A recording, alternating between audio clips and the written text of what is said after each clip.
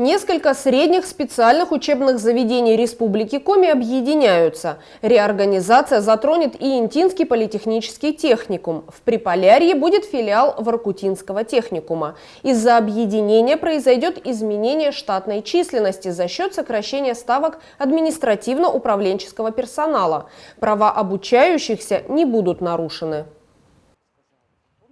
Интинский политехнический техникум в этом году отметил свой 65-летний юбилей. В нашем городе это единственное образовательное учреждение, дающее возможность приобрести профессию уже после 9 класса. Оно всегда пользовалось популярностью у молодежи, что в далекие 60-е годы, что сейчас. За этот период перепрофилироваться под тенденции времени учреждению приходилось неоднократно. Строительство города, обрастание его новыми предприятиями, открытие шахт требовали рабочих профессий – строителей, сварщиков, бурильщиков, скважин, мастеров горного оборудования, машинистов, слесарей, монтеров и многих других. С течением времени появились новые специальности – пекари, кондитеры, повара, продавцы. За эти годы Интинский техникум выучил более 65 тысяч специалистов совершенно разных отраслей. В следующем учебном году Интинский политехнический техникум вновь ждет модернизация. Постановление о реорганизации учреждения было подписано 14 апреля правительством Республики Коми. Как следует из документа, к Воркутинскому политехническому техникуму присоединяют Воркутинский горно-экономический колледж и Интинский политехнический техникум. Новое учреждение образования, скорее всего, будет называться Арктический политехнический колледж, рассказал директор Интинского техникума.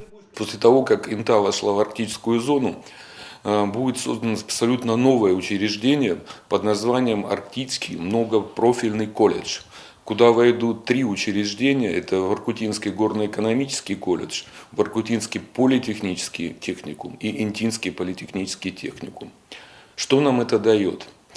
Это дает возможность финансирования из бюджета уже не только республики, но и из федерального бюджета на развитие материально-технической базы, на создание новых лабораторий, что позволит нам значительно улучшить качество подготовки наших студентов. Подготовка будет вестись на более новом уровне за счет средств федерального бюджета. Вот это очень, для меня, как для руководителя, это новая ступень. В результате слияния техникумов и колледжей с одинаковыми программами обучения создаются образовательные организации нового образца. Они усилены за счет объединения опыта и знаний преподавательского состава и мастеров обучения, за счет модернизации мастерских и лабораторий. Сегодня Интинский политехнический техникум перепрофилировался под подготовку специалистов информационных технологий. Набор на следующий год будет проводиться по специальностям графический дизайнер и системный и сетевой администратор.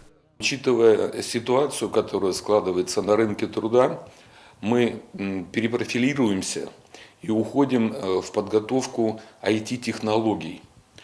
То есть в этом году мы набираем 75 человек, 3 группы по 25 человек. Из них 2 группы – это графический дизайн и системное сетевое администрирование. То есть это те специалисты, которые на сегодняшний день действительно востребованы на рынке труда.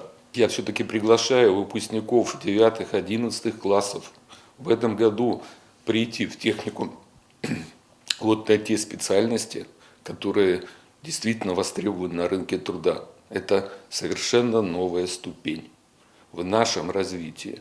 Поэтому я приглашаю всех, мы готовы. С 15 июня начинается прием заявлений. По большому счету на сегодня это все изменения. Кроме смены названия и принадлежности техникума и новых введенных специальностей, никаких изменений ни для учеников, ни для родителей не предвидится. Обучение проводится, как и раньше, на бюджетной основе. Все социальные гарантии, выплата стипендий сохранены. Сейчас есть один студент, который получает стипендию правительства Российской Федерации. Она составляет 19 500 рублей. Он получает ее ежемесячно. То есть никаких изменений не произойдет. Социальная стипендия Это для тех, кто имеет статус малоимущих. И государственная академическая стипендия. Это порядка 3500 рублей. Приемная кампания стартует 15 июня. Отправить пакет документов электронно, а также получить подробную информацию можно через сайт учреждения.